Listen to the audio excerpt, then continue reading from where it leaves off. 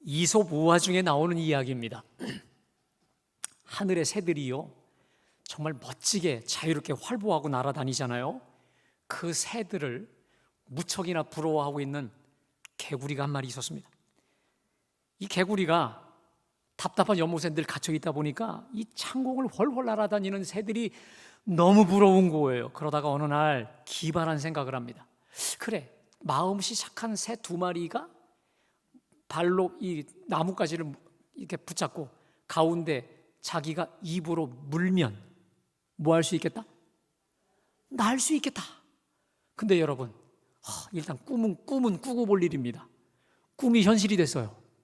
그래서 마음씨 좋은 새들이 이게 양쪽에 발로 묶고 그 다음에 얘가 이제 입으로 쫙 물은 다음에 하늘을 날아다니는 거예요. 여러분, 정말 꿈은 이루어진답니다. 꿈은 이루어진 기가 막힌 놀라운 사건이 벌어졌어요. 정말 환상적이고 황홀한 순간이었어요. 근데 더더욱 신나는 게 있습니다. 저 밑에 있었던 개구리들이 개굴 하면서 뭐라고 우냐, 야, 제발 정말 대단해, 누가 저런 아이디어를 냈을까 하면서 기가 막히게 깨굴대고 있는 거예요. 그때 여러분, 이 날고 있던 개구리가요, 참을 수가 있어야죠. 나야, 나. 어떻게 됐을까요? 떨어져 죽었죠, 그냥. 여러분, 이솝이 이 이야기를 통해 전하고 싶은 진리가 있습니다. 사람은 누구라도 돋보여지는 그 무엇이 있다면 그게 무엇이라도 자랑하고 인정받고 싶어하는 본능이 DNA에 깔려 있다라는 거 아니겠습니까? 여러분, 오늘 우리가 봉독한 이 말씀은요, 우리 지난주 말씀하고 그대로 연결이 돼요. 자, 지난주 말씀드렸던 말씀의 결론이 뭐냐면 마태복음 5장 48절에 그러므로 하늘에 계신 너희 아버지의 온전하신 같이 너희도 온전하라 라고 하시면서 그리스도인의 완전한 그리스도인, 예수 그리스도를 완벽히 닮은 그 온전한 그리스도인이 되어가는 길목에서 반드시 처리해야 될 것이 있다라고 하는 것이죠. 자, 그게 뭐냐? 자, 그것을 우리 주님이 결론으로 1절에서 이렇게 결론을 내리시는데 우리 다 함께 봉독할까요? 1절입니다. 시작. 그들에게 너희 의를 행하지 않도록 주의하라. 그러하지 아니하면 하늘에 계신 너희 아버지께 상을 받지 못하느니라. 여러분, 말씀 그대로입니다. 사람에게 보이려고 사람들 앞에서 자기 의를 행하지 않도록 주의하라. 그렇게 안 하면 하늘에 계신 너희 앞에서 절대 어떤 상도 받지 못한다는 것이죠. 자, 그런데 참 신기하게도 사람 앞에서 사람들에게 잘 보이려고 특별히 드러내고 돋보이려고 하는 영역이 어디냐? 신기하게도 당시 유대인들이 가장 경건하게 여겼던 3대 경건 지표가 있습니다. 구제, 기도, 금식 분야에서 그들은요, 유대인들이 경건한 자가 되기 위해 하나님을 경외하는 자가 되기 위한 이 세 가지를 정말 중요시 여겼는데, 문제는 이 경건의 수단이 하나님의 영광을 위한 수단이 돼야 될 것이고 하나님께 기쁨을 드려야 되는 그것인데, 불행하고도 이것이 자기 영광을 구하고 자기를 사랑하는, 자기를 드러내는 상업적 수단으로 전락해버린 현실에 놓였다는 거예요. 이에 우리 예수님은 자기 영광을 구하며 자기를 사랑하는 자들의 이 작태를 고발하시면서 하나님 앞에서 은밀히 행할 것을 말씀하시고 계신데, 먼저 구제할 때의 경우입니다. 자, 2절에 보니까 그러므로 구제할 때에 외식하는 자가 사람에게서 영광을 받으려고 회당과 거리에서 하는 것 같이 너희 앞에 나팔을 불지 말라. 진실로 너희에게 이르노니 그들은 자기 상을 이미 받았느니라. 여러분, 이게 무슨 말입니까? 지금 바리새인과 저 서기관들은요, 구제하기 전에 회당과 많은 사람 앞에서 나팔을 불었다는 거예요. 무슨 말이냐? 사람들의 시선을 온통 끈 뒤에 구제를 했다는 것이죠. 예를 들면 누가 얼마의 돈을 헌납했다든지, 혹은 구제금을 많이 하는 사람은 항상 상석에 앉히는 이런 방식으로 나팔을 불었다는 것이죠. 그러니까 누가 봐도 돋보이는 사람은 사람들의 시선과 이 부러움을 한눈에 사고 있었던 것이죠. 근데 문제는 뭐냐면, 아마도 구제의 대상이 되었던 사람들은요, 물질의 도움은 받지만 속으로는 엄청난 마음에 또 상처를 받지 않았겠습니까? 이에 우리 예수님은 구제할 때 나팔을 불지 말라, 내가 진실로 너희에게 이르노니 그들은 자기 상을 이미 받았다라고 말씀하시면서 우리 주님이 3절과 4절에서 이렇게 구제의 방법을 말씀하십니다. 우리 다 같이 봉독합니다. 시작. 오른손이 하는 것을 왼손이 모르게 하여 내 구제함을 은밀하게 하라. 은밀한 중에 보시는 너희 아버지께서 갚으시리라. 여러분, 오른손이 하는 것을 왼손이 모르게 하라. 이게 가능할까요? 오른손이 하는데 왼손이 왜 이걸 몰라요? 이게 무슨 말입니까? 그만큼 은밀하게, 다른 사람뿐만 아니라 너 자신조차도 구제를 베풀고 그냥 잊어버리라 이거예요. 계속 기억하고 몇 년 거, 몇십 년 거 계속 기억하지 말고 남들도 잊어버리게 하지만 너 자신조차도 그 선행을 잊어버리라 이거예요. 왜냐? 은밀한 중에 보시는 하나님께서 너의 그 은밀한 선행과 구제를 기억했다가 반드시 나중에 갚아주실 것이기 때문에 그렇다라는 거예요. 그런데 여러분, 우리가 여기서 한 가지 오해하면 안 될 게 있습니다. 여러분, 우리가 연말에 감사 나눔 저금통을 이제 우리가 모아서 사랑의 쌀을 이제 바꿔서 구제하지 않습니까? 여러분 진짜 감사 저금통에 동전 잘 넣고 계시죠? 네, 제가 중간에 자꾸 얘기를 좀 드려야 될 것 같아요. 네. 자, 우리가 이제 그것을 헌금을 잘 이 저금통에 모았다가 쌀로 바꿉니다. 그런데 우리는 구청장님 앞에 가서 하고 사진도 찍고 우리 그것을 드러내요. 자, 그런데 오늘 본문에 외식하는 자들과 우리의 구제 행위가 결정적으로 다른 게 있습니다. 우리가 그렇게 하는 이유가 있습니다. 하나님의 영광을 위한 것이고 또 하나 복음 전도를 위한 도구가 되는 것입니다. 아멘. 이것이 저들의 그 중심과 결정적으로 차이가 난다라고 하는 것이죠. 자, 두 번째로 기도할 때의 경우입니다. 여러분, 이 기도는 우리 하나님과의 대화죠. 그리고 우리 영혼의 숨, 호흡이 아니겠습니까? 이렇게 소중한 기도가 어느덧 사람 앞에 서서 큰 회당과 어귀에 서서 자랑하는 자기 자랑의 수단으로 전락했다는 것이죠. 자, 이것은요 하나님을 향해 기도하는 것이 아니라 사람들 들으라고 기도하는 기도가 되었어요. 다시 말해 기도의 형식을 빌어 사람들에게 말하는 거예요. 기도가 하나님 앞에서의 대화의 도구가 아니라 자기 학식, 자기 경건을 과시하는 수단이 된 겁니다.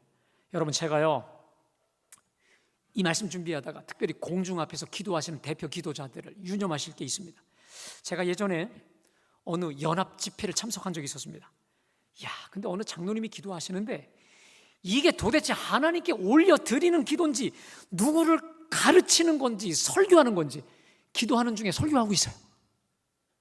그냥 창세기부터 계시록까지 성경을 들먹거리면서 이게 도대체 자기 자랑하는 건가? 여러분, 기도를 통해 우리 하나님 앞에서 하나님을 높이지 않고 자기를 드러내고 과시하는 이 기도, 정말 이건 조심해야 될 것이죠. 자, 이에 우리 예수님이 뭐라고 가르쳐 주셨습니까? 우리 6절 다 같이 봉독합니다. 시작. 너는 기도할 때에 내 골방에 들어가 문을 닫고 은밀한 중에 계신 내 아버지께 기도하라. 은밀한 중에 보시는 내 아버지께서 갚으시리라. 아멘. 여러분, 결국 우리 예수님께서 말씀하시고자 하는 핵심이 뭐죠? 기도란 하나님과 너와의 1대1의 가장 인격적 만남이요 대화가 아니냐. 타인 의식하지 말고 하나님께만 집중하라라고 하는 것이죠. 여러분, 우리 교회는요 통성 기도를 지향합니다. 저는요 침묵 기도도 지향하지만 통성 기도를 지향해요. 그런데 많은 분들이요 기도하자라고 하면요 누가 들을까 봐 못해요. 여러분, 오해하지 마십시오. 상대방은 여러분의 기도에 전혀 관심 없어요. 뭐 하는지 전혀 귀 기울이고 듣지 않아요. 마음껏 하나님께 통성으로 집중하여 기도하시기를 주님의 이름으로 축복합니다. 무슨 말이냐? 은밀한 중에 계시는 하나님만 집중하라는 거죠. 타인 의식하지 말고 하나님께만 정신을 몰두하여 기도하라는 거 아니겠습니까? 자, 그리고 마지막으로 금식이죠. 우리가 하나님께 바로 서기 위한 아주 최종적인 이 최후의 수단으로 음식물을 끊어가면서 기도하는 게 금식인데, 사실 여러분, 음식을 끓는다는 게 뭡니까? 죽음 아니겠습니까? 생명까지도 불사한 헌신과 충성을 말하는 거 아니겠어요? 음식이 생명이라면 금식은 정말 생명을 걸고 하나님을 섬기는 경건 활동이기 때문에 금식은 경건의 꽃이요, 경건의 아주 하이라이트라고 볼 수 있어요. 그래서 실은 금식하는 걸 자랑으로 여기는 것도 사실 무리는 아닐 것입니다. 그래서 우리 예수님이 오늘 16절의 말씀처럼 슬픈 기색을 보이지 말고 얼굴을 흉하게 하면서 나 지금 몇 끼 금식해, 나 이렇게 괴로워, 이렇게 자랑하고 드러내기가 아주 쉬울 수 있다는 거죠. 이해가 가요. 이해할 수 있어요. 하지만 거기에 오류와 함정이 있습니다. 우리 주님이 뭐라고 하십니까? 그들은 자기 상을 이미 받았느니라. 그러니까 여러분, 이렇게 내가 어렵게 금식했어요. 어렵게 밥과 물을 다 끊어가면서 정말 온갖 고생을 했는데 자기 상급을 다 잃어버림으로써 나의 고생이 다 헛수고, 속된 말로 개고생이 됐다면 여러분, 이거보다 더 원통한 일이 얼마나 더 있어요. 배가 고파 죽는 고생까지 다 했는데. 하지만 당시 바리새인들은 이러한 어리석은 짓을 자행하고 있었고 공동체 경건에 악 영향을 퍼뜨리고 있었던 것이죠.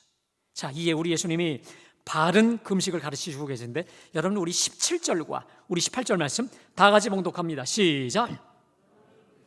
머리에 기름을 바르고 얼굴을 씻으라. 이는 금식하는 자로 사람에게 보이지 않고 오직 은밀한 중에 계신 내 아버지께 보이게 하려 함이라. 은밀한 중에 계시는 내 아버지께서 갚으시리라. 이게 무슨 말입니까? 금식을 내 경건을 과시하는 수단으로 쓰면 절대로 안 된다는 거예요. 오히려 금식하지만 금식하지 않는 것처럼 의도적으로라도 위장하라 이 말이에요. 그게 바로 뭐냐? 머리에 기름을 바르고 얼굴을 씻으라 이거예요. 근데 여러분, 제 경험을 말씀드리겠습니다. 금식할 때요, 예를 들어 3일 금식이죠. 첫날 오후 5시가 되면요, 평소에 먹지 않았던 바다 코코넛 비스켓부터 시작해서 얼마나 먹고 싶은 게 정말 수도 없이 몰려오는 줄 몰라요. 근데 여러분, 놀라운 것은 피곤하고 힘들다고 해서 계속 그거 한다든지, 누가 봐도 나 금식해 힘들어 죽을 것 같아, 나 좀 알아봐줘 하면요, 그때 못해, 포기해요. 근데 가장 힘들 때 더 하나님께 주여 부르고 더 크게 목청껏 부르죠. 하늘의 새 힘 주셔서 능히 감당케 하여 주시는 줄로 믿습니다. 자, 결국 하늘에 계신 너희 아버지의 온전하심 같이 너희도 온전하라고 말씀하셨잖아요. 그 온전한 그리스도인, 주 예수님의 온유하고 겸손한 그리스도인, 그 완전한 하나님을 닮아가는 그 온전함의 과정 속에 반드시 처리해야 될 게 뭐냐? 사람에게 보이려고 그들에게 너희 의를 행하지 말라는 거예요. 그거 고치지 않으면 하늘에 계신 너희 아버지 상급 제로 아무것도 없다는 거예요.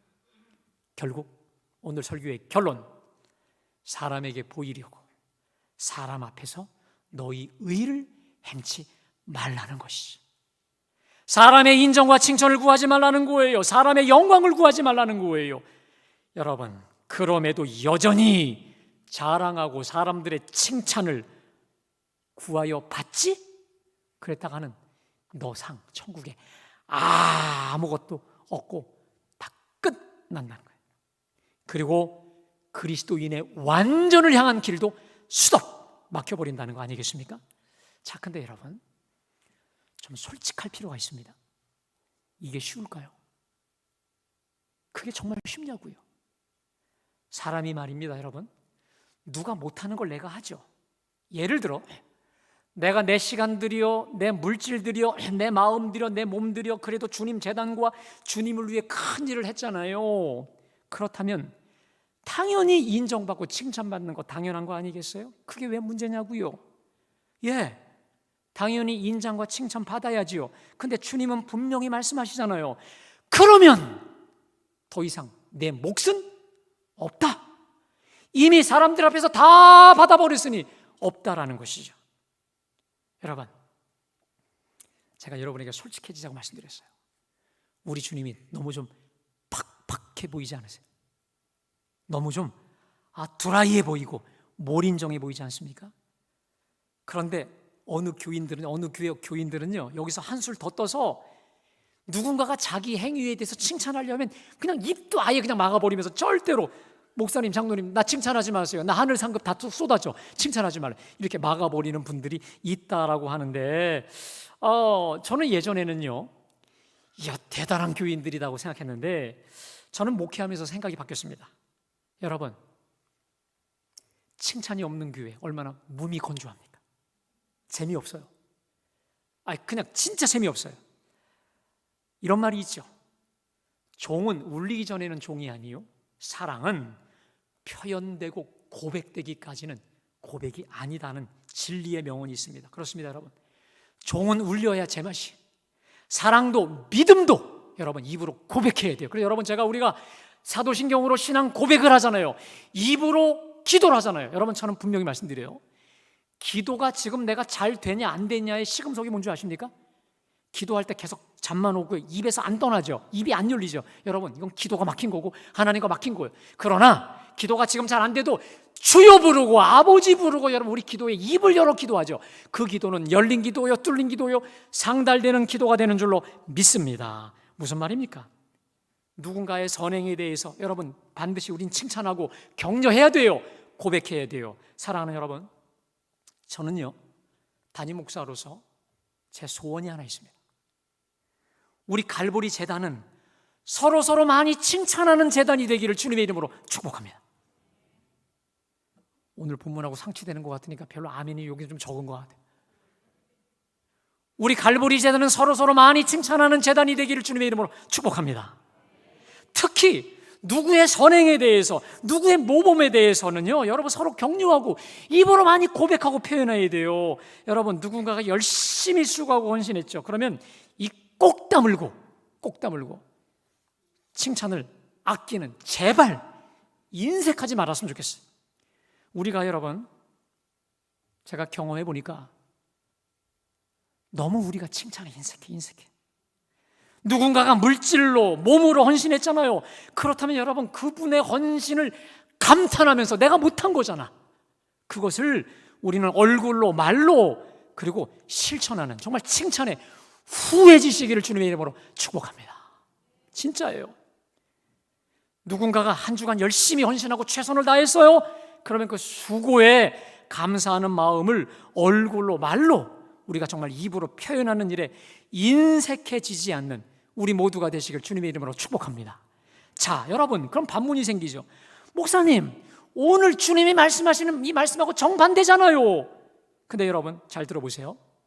오늘 이 본문은 이런 거예요. 상대방이 상대방의 헌신과 선행을 칭찬하고 격려하는 거, 이건 오케이. 이건 끊임없이 수시도 없이 하라는 얘기예요. 그걸 뭐라고 하는 게 아니에요. 문제는 나의 선행에 대해서가 문제입니다.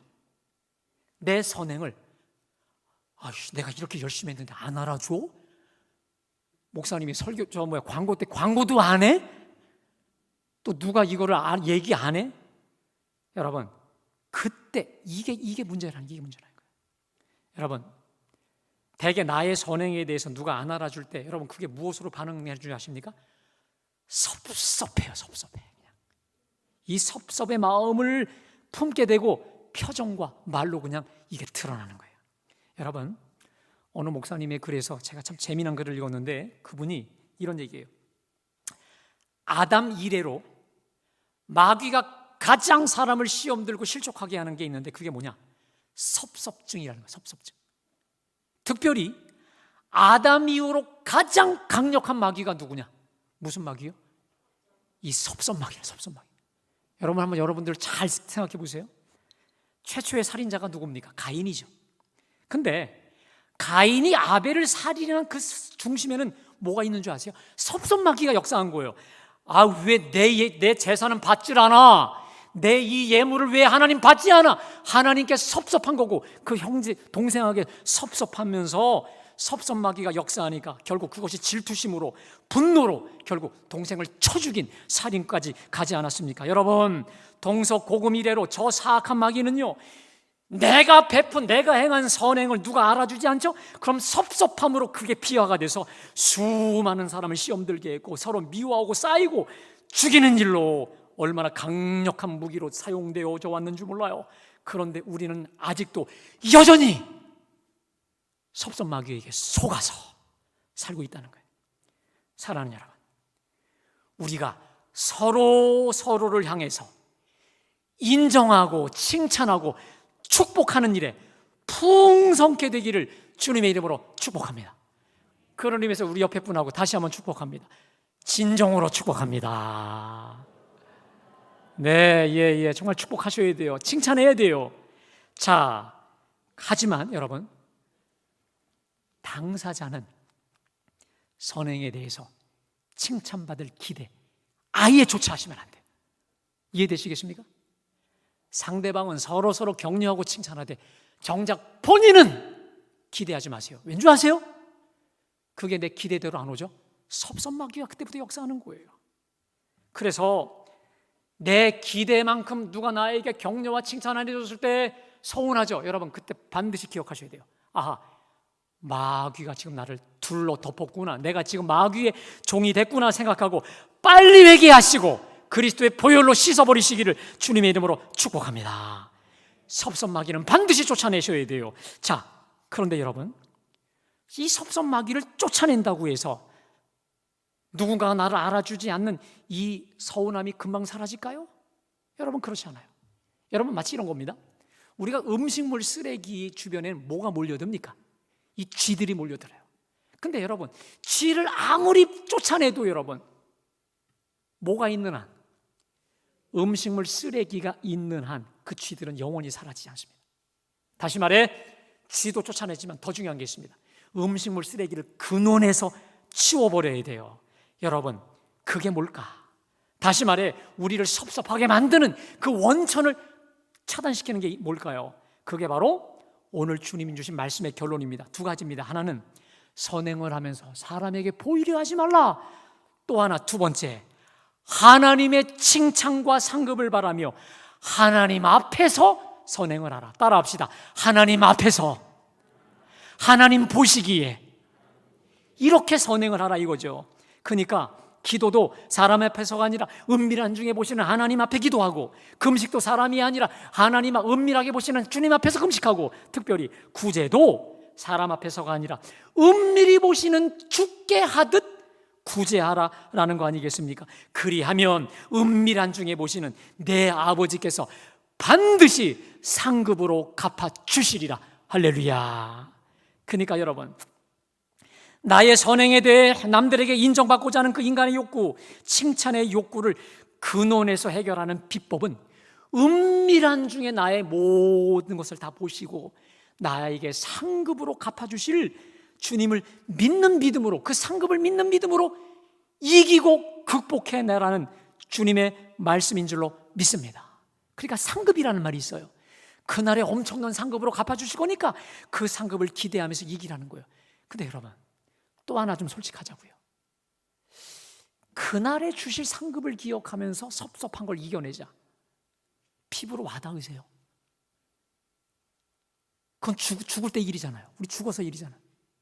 지금 나는 감정적으로 섭섭하고 서운해이고 왜 날 안 알아주나 지금 감정적으로 상해 있는데 그게 돼요? 여러분은 되시겠지만 전 잘 안 돼요.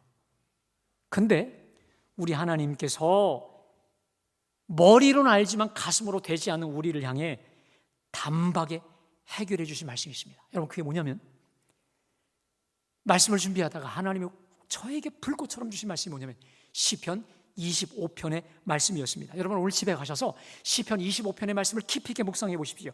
여러분, 지금 다윗이 이 시편 25편은 다윗이 지금 수많은 원수들에 의해서 쫓기면서 얼마나 외롭고 괴로운 줄 몰라요. 근데 왜 외롭고 더 괴롭냐면은 내 아군인 줄 알았어요. 나를 돕는 자들인 줄 알았어. 근데 알고 봤더니 사울의 스파이였어요. 내 적군이었다는 거예요. 여러분, 이게 얼마나 배신입니까?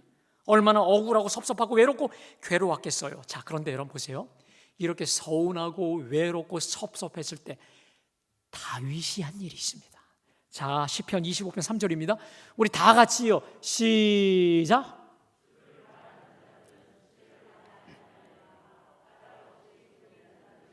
자, 주를 바라는 자들은 뭘 당하지 않는다고요? 여러분, 이 말씀을 외우십시오. 따라합시다. 주를 바라는 자들은 수치를 당하지 아니하려니와. 여러분, 어떤 영국의 목사님이요, 비자가 나지 않아서 이제 그 교회에서 쫓겨날 판인데 너무너무 괴로워하고 있는데 사모님이 오셔서 이러는 거예요. 목사님, 내가 큰 은혜 받았다. 우리 이제 안 쫓겨난다는 거. 왜냐 했더니 이 말씀 가운데 주를 바라는 자는 뭘 당하지 않는다? 수치를 당하지 않는다. 이 말씀을 붙잡고 그렇게 두 분이 기도해서 쫓겨나는 게 아니라 그 교회를 더 몇 배로 부흥시켰다는 것이죠. 여러분, 어떠한 환난 중에서도 주님을 바랄 때에 주님은 수치를 당하지 않게 하시는 줄로 믿습니다. 근데 여러분, 우리 주님을 어떤 경우에서도 바라보는 자들을 향해 주님이 주신 또 축복이 있습니다. 이게 결정타인데, 자, 시편 25편 14절에서 15절 말씀 우리 다 같이 봉독합니다. 시작. 그를 경외하는 자들에게 있으며 그의 언약을 그들에게 보이시리로다. 내 눈이 여호와를 항상 바라보면 내 발을 그물에서 벗어나게 하실 것입니다. 여러분, 제가 한 주간 저 말씀이 저를 얼마나 풍성케 했는지 몰라요. 저 말씀이 저를 얼마나 사로잡았는지 몰라요. 자, 우리 14절 저를 따라합시다. 여호와의 친밀하심이 그를 경외하는 자들에게 있으며 그의 언약을 그들에게 보이시리로다. 사랑하는 여러분, 우리 하나님의 그 친밀하심이, 우리 하나님의 그 친밀한 사랑과 은총이 하늘에 쏟아지는 그 은혜가 여호와를 경외하는 자, 다시 말해 사람이 아니라 하나님을 바라보고 사람을 의식하지 않고 하나님을 의식하고 두려워하는 그 사람에게 있는 줄로 믿습니다. 다시 한번 좀 띄워주세요. 특별히 내 눈이 여호와를 바라보면 내 발을 어디에서? 그물에서 벗어나게 하신다. 외로움과 괴로움과 섭섭함과 이 모든 수치에서 나를 벗어나게 하신다. 여러분, 우리 주님을 누가 뭐래도 시선을 그분에게 집중하고 그분만 우리가 응시하고 그분에게서 눈을 떼지 않죠. 여러분, 여호와의 친밀함에 하나님의 친밀하신 그 따뜻한 사랑이 저와 여러분을 사로잡아서 우리를 사로잡았던 그물에서 우리를 자유케 하여 주시는 줄로 믿습니다. 사랑하는 여러분, 여호와의 친밀하심이 나를 사로잡고 있는데 뭐가 아쉬울까요? 여호와 하나님의 그 풍성한 사랑과 친밀하심이 나를 둘러 덮어주시는데 그 어떤 인간적인 칭찬 그리고 그 자랑에 연연할 수 있겠습니까? 누가 날 알아주지 않아도 주께서 나를 마치 모세가 하나님과 개인적으로 대면하여 주님을 알으셨듯이 나를 알아주시는데 그 어떠한 인간적 칭찬과 보상에 아쉬워할까요? 물론 여러분, 누군가를 나를 알아주죠. 그러면 좋아요. 그러나 알아주지 않아도 이 최고의 상급 중의 상급으로 우리는 충분하고 넉넉한 줄로 믿습니다. 그러니까 여러분, 여기서 우리는 우리 예수님이 내 구제함을 은밀하게 하라, 은밀한 중에 보시는 내 아버지께서 상급으로, 따라합시다. 은밀한 중에 보시는 내 아버지께서 상급으로 갚으시리라. 여러분, 여기서 오늘 이 말씀에 주님이 계속해서 은밀하게 보시는 내 아버지가 갚으시리라. 이게 뭐예요? 상급으로 갚아주신다고 하는 것인데, 여러분, 이 상급의 본질이 중요합니다. 우리가 죽어서 갈 천국에서 받을 금멸유관 기본이고 더 큰 상급이 있습니다. 하나님이 우리의 상급 중에 상급인 줄로 믿습니다. 하나님 자신을 우리의 상급으로 친히 주신다는 거예요. 근데 여러분, 이 말씀이 어디 나오냐? 창세기 15장 1절에 하나님께서 아브라함에게 이런 말씀을 하십니다. 우리 다 같이 봉독합니다. 시작. 환상 중에 아브라함에게 임하여 이르시되 아브라함아 두려워하지 말라. 나는 내 방패요 너의 지극히 큰, 따라하겠습니다. 나는 너의 지극히 큰 상급이니라. 할렐루야. 여러분, 우리 하나님 자신을 능가할 상급이 어디 있어요? 하나님을 대체할 상급이 어디 있냐고요, 여러분. 하나님이 상급으로 친히 나를 온통 성령으로 충만하게 둘러 덮어주시는데 뭐가 부족해요? 이것을 바로 알았던 다윗이 뭐라 합니까? 여호와는 나의 목자시니 내가 부족함이 없으리로다. 할렐루야. 아쉬울 게 하나도 없다는 거 아니에요. 그래서 우리 감리교 창시장 조 웨슬리 목사님이 이렇게 고백했어요. 이 세상에서 가장 좋은 것은 하나님이 나와 함께 계심이라. 믿으세요? 따라합시다. 이 세상에서 가장 좋은 것은 하나님이 나와 함께 하심이라. 믿으십니까? 사랑하는 여러분, 우리 하나님을 능가할 상급이 어디 있겠습니까? 이만한 상급은 어디에도 없는 줄로 믿습니다. 비록 내가 행한 이 상급을, 선행을 누가 알아주지 않아도 우리 최고의 상급 되신 주님이 상급으로 오셔서 주님으로 기뻐하고 감사하고 자족하는 우리 모두가 되시길 주님의 이름으로 축복합니다. 그리고 그렇게 살다가 결국 금면류관으로, 우리에게 영원한 면류관으로 씌워주실, 상급으로 주실 그날을 기억하며, 여러분, 누가 알아주지 않아도, 때로는 누가 나의 선행을 무시해도 흔들리지 말고 꿋꿋하게 끝까지 기쁨으로 감당하시기를 주님의 이름으로 축복합니다. 여러분, 이 선교사님 이야기만 하나 드리겠습니다. 헨리 모리슨 선교사가 있습니다. 좀 띄워주실게요. 저 선교사님이 얘기를 하나 드리겠습니다. 이분이 40년을 아프리카 오지 선교사로 사역을 했다고 합니다. 그런데 40년 사역을 하다가 큰 병을 얻었어요. 근데 더 괴로운 것은 아내가 죽고 두 아들까지 다 죽었어요. 그러니까 쉽게 말해 모든 가족을 다 잃어버린 것이죠. 그리고 나서 이 늙은 선교사가 고향인 미국으로 돌아오고 있었다고 합니다. 안식년이었던 것 같아요. 근데 그가 배를 타고 오는데 그 배에는 누가 공교롭게 탔느냐? 그 당시 미국 대통령 루즈벨트 대통령이 아프리카의 한 국가를 방문한 뒤에 코끼리 사냥을 하다가 이제 그 배에서 탄 거죠. 자, 그리고 뉴욕 항구에 입항을 했는데, 여러분, 대통령이 내리니까 붉은 카펫이 쫙 내려져요. 그 다음에 이 군악대 이 트럼펫이 쫙 대고 수많은 사람들이 성조기를 흔들면서 환호했습니다. 자, 대통령 일행이 쫙 펼쳐나가니까 여러분, 붉은 카펫 어떻게? 다 걷어버렸어. 군악대 다 사라졌어. 자기를 반기는 단 한 명의 사람도 없었다는 거예요. 자기를 마중 나온 사람이 아무도 없었어요. 이 노 선교사는 저녁 노을이 붉어지는 그 하늘을 향해 하나님께 이렇게 원망했습니다. 주님, 이것이 내가 40년간 아프리카에서 저의 청춘, 저의 건강을, 저의 일생을 바친 결과란 말입니까? 하면서 하나님 앞에 목 놓아 울었다는 것이죠. 한참을 그렇게 울었다는 거예요. 근데 그 저녁 노을 사이로 세미한 우리 하나님의 음성이 들렸어요. 사랑하는 아들아, 너는 아직 내 고향에 돌아오지 않았다. 너는 아직도 고향에 돌아온 사람이 아닌 과정에 있는 사람이다. 내가 고향으로 돌아오는 날에 군악대가 문제겠느냐? 비교할 수 없는 천군천사의 나팔 소리로 너를 환호할 것이다. 붉은 카펫이 문제겠느냐? 황금 카펫으로 너를 맞이하겠다.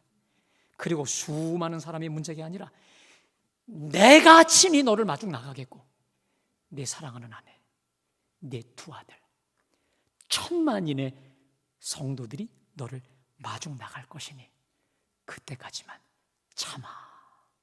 이 음성을 들은 거예요.